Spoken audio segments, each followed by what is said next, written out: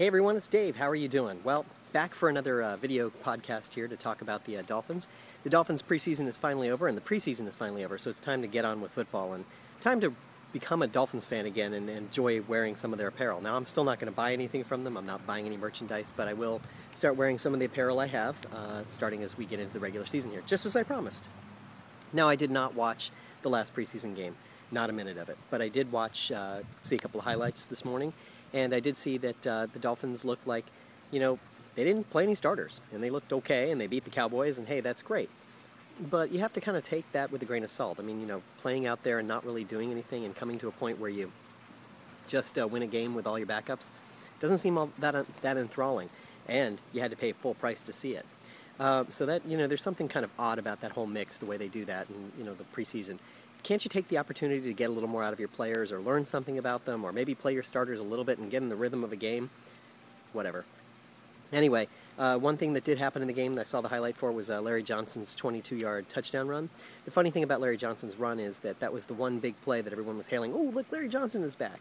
And, Larry ran for that 22 yards there, but otherwise he only had about a 2-yard per carry average on the rest of the night. He had about another 9 carries, and he only averaged 2 yards per carry after that, which isn't so great. I'm not convinced that he's the right guy either, which kind of leads me around to the running back situation.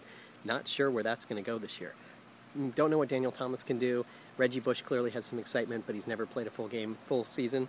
Well, I think he did his rookie year maybe, but other than that, he hasn't really played a full season. So don't know what he can do, and we'll see where that goes. So that wraps up the preseason. What did we take away from the preseason? Well, there's a lot of optimism from a lot of fans and the media out there, but I'm not sure that I share that optimism. Chad Henne looked okay, didn't look great, doesn't look like a world beater. He had a couple of nice passes, but we'll see what Sperano and Henne decide to do when the lights come on. Will it be the same Henne we've seen in the past? What happens when coverages start to shape up and you don't see the same kind of coverages that you're seeing now? Everybody's very vanilla during the preseason. What happens when they actually start to throw some coverages at him? And will Sperano stick with the wide open attack that you saw in the preseason? I have my doubts. Plus the offensive line. This is egregious. I mean, just how bad the line is and what they're not able to do to this point. Yes, I know Jake Long hasn't played, and he will make the line better, but he's not going to fill every position on the line. And at least 3 of the positions aren't playing that well. I mean, right tackle is just, you might as well not have anybody playing out there. And then Vernon Carey moving to guard hasn't really helped anything. I think he's a better tackle, honestly. And then at center, Mike Pouncey's a rookie, and he looks like a rookie. He's got a lot of work to do to get up to speed. So we'll see where they go, but I'm a little concerned about how good they're playing at this point. Just checking my notes here a minute. So there's a lot of optimism. I don't share it. Now, something else that I wanted to point out was the flap about the Florida Gators coming and having a celebration of their 2nd-year anniversary at the stadium during the Denver Broncos game because Tim Tebow will be playing quarterback. This is quite possibly the stupidest decision I've ever heard from a professional sports team.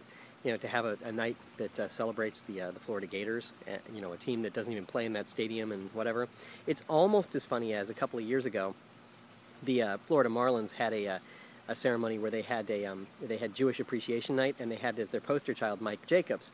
Only it turned out that Mike Jacobs wasn't Jewish, so it kind of blew up in their face, and then they just changed it to be some sort of Jacobs Night or something. They just changed it to be something silly. This is just one of those things where you look at it and you go, it's dumb. And the reason it's dumb, it's insulting to the Hurricanes and the Hurricanes fans, but the reason it's dumb beyond that is that it's just a look at the way the organization is run and the way they treat their fans. What they're after is the almighty dollar. Mike D said, we're out there trying to recruit fans, and we're trying to put butts in seats and sell tickets. And I get that. I appreciate that they're trying to do that. But they're not doing anything to their core fans. The fans of the Miami Dolphins that are there, that have been there for years, that may be there again, put a winning product on the field and you might see a different response. Plus, of course, with unemployment being as high as it is, it's expensive to go to the games.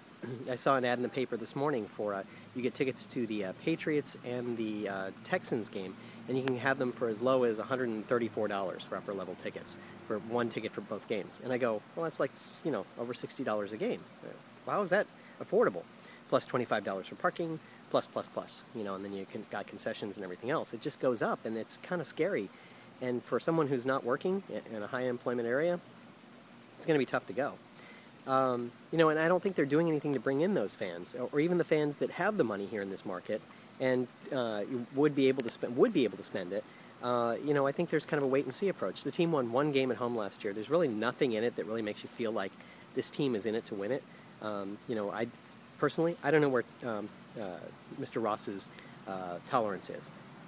What if the team goes, let's say, 8-8 or 9-7 this year, and they're in contention and they're playing well in most of their games, and they do well, and maybe they win 6 of their games at home, 5 of their games at home, something like that, where it's a winning record at home, and they're competitive, and maybe Chad Henne has a good year, and Sperano does well, and they sell most of their games out. Is that enough to keep the regime in place? Or does it just happen that, it doesn't really matter what happens if you don't make the playoffs this year? Is it not going to happen for you? Anything's possible in the NFL, of course, but it's I'm looking at the schedule, and it's tough. It's going to be tough to win 8 games, 9 games this year, and beyond that, I don't know. And with the Jets and the Patriots in the division with you, it's going to be really, really hard. So let's see. The other thing I wanted to talk about. Oh, Bob Greasy is going to join the broadcast team on the radio. He replaces Jim Mandich. I think that's pretty cool. Very happy to see Greasy take that role. I think Greasy's a good guy, and I think he'll do a nice job of commentating. He won't have quite the panache of Jim Mandich, but I think it'll be a good fit for him. So let's see. We talked about all those things. One other thing I wanted to talk about. There's the Dolphins have invited the webmasters for the Dolphins to another web weekend. It's coming up on the Texans game. So look forward to a few videos from me, maybe some comments about what's going on. I'm curious to see what they show us this year, what they want to do with us, because clearly the fan base isn't in the same place it was, say, a year ago. So I'll be curious to see what they want to do and what they tell us and how they try to engage us. And I'll keep you posted on that. Anyway, the regular season is right around the corner. As for predictions, I already said, I'm thinking less than 8 wins. That's 8 or fewer. So we'll see if I turn out to be correct or not. I kind of hope I'm wrong. But on the other hand, maybe it's time for a regime change anyway. Maybe it should have happened in this offseason, because this team is just kind of lacking in that sense. And I think the one thing I wanted to add was that whole thing with the Gators and having the team celebrate the Gators in that game.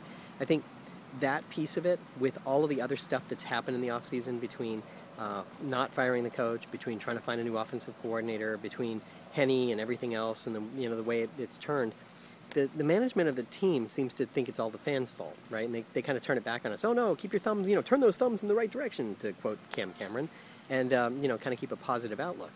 And yet they haven't done anything that makes you really wowed and say, oh, this is going to be a great season and everything's going to be fine.